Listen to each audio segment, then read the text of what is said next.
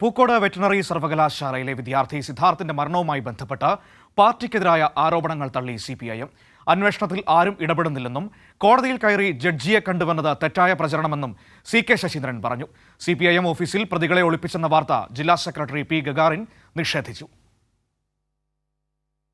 Pookode veterinary സർവകലാശാലയിലെ സിദ്ധാർത്ഥന്റെ മരണത്തിൽ CPIMനെ പ്രതിക്കൂട്ടിൽ നിർത്താനുള്ള ശ്രമങ്ങൾക്ക് കൃത്യമായ മറുപടിയുമായാണ് നേതാക്കൾ മാധ്യമങ്ങളെ കണ്ടത്.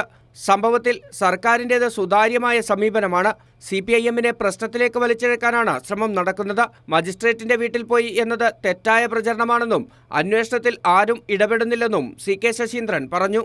പാർട്ടിയെ ഇതിലേക്ക് വലിച്ചിഴക്കുന്ന രീതിയിലുള്ള ചില പ്രചരണങ്ങൾ കഴിഞ്ഞ കുറച്ച് ദിവസങ്ങളായി നടന്നുകൊണ്ടിരിക്കുന്നുണ്ട്. കോടതിയിൽ ഇവരെല്ലാം ഉണ്ടെന്ന് കണ്ടപ്പോൾ ആ വിവരം അന്വേഷിക്കുന്നതിന് വേണ്ടിയും അതുപോലെ തന്നെ ചില രക്ഷകർത്താക്കളും അപ്പോൾ അവിടെ ഉണ്ടായിരുന്നു. അവരോട് സംസാരിച്ച് തിരിച്ചു പോരുകയല്ലാതെ വേറൊരു കാര്യം ഉണ്ടായിട്ടില്ല.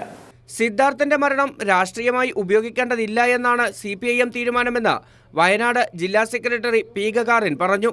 Veterinary college board of management അംഗം കൂടിയായ T. സിദ്ദിഖിന്റെ നേതൃത്വത്തിൽ അക്രമം നടന്നു. MLA എന്ന നിലയിൽ ആരോപണങ്ങൾ ഉന്നയിക്കുമ്പോൾ തെളിവ് നൽകണം. പ്രതികളെ ഒളിപ്പിച്ചത് ചില കോൺഗ്രസ് നേതാക്കളുടെ വീടുകളിലാണെന്നും ഗഗാറിൻ കുറ്റപ്പെടുത്തി. ആളെ ഒളിപ്പിച്ച സ്ഥലം നിങ്ങൾ കൃത്യമായിട്ട് അന്വേഷിച്ച് നോക്ക്. വയനാട്ടിലെ ചില കോൺഗ്രസ് നേതാക്കന്മാരെ വീട്ടിലാണ് ഒളിപ്പിച്ച് പ്രതികളുണ്ടായത്. നിങ്ങൾ കൃത്യമായിട്ട് അന്വേഷിച്ച് നോക്ക്. ഞങ്ങളത് പറയാത്തെന്താ? ഇതേതെങ്കിലും ഒരാളുടെ ബന്ധുവായി പോയി മറ്റേതായിപ്പോയി എന്ന് പറഞ്ഞിട്ട് ഏതെങ്കിലും ഒരാളേതെങ്കിലും വീട്ടിൽ പോയി എന്നുള്ളതുകൊണ്ട് അതിൻ്റെ കാര്യമില്ല. രാഷ്ട്രീയത്തെ കണക്ട് ഈ സംഭവത്തിൻ്റെ വസ്തുതകൾ വെച്ചുകൊണ്ടാണ് കാര്യങ്ങൾ ചെയ്യേണ്ടത്. സംഭവത്തിൽ ഉൾപ്പെട്ട SFI അംഗത്വമുള്ളവരെ സംഘടനയിൽ നിന്നും പുറത്താക്കി.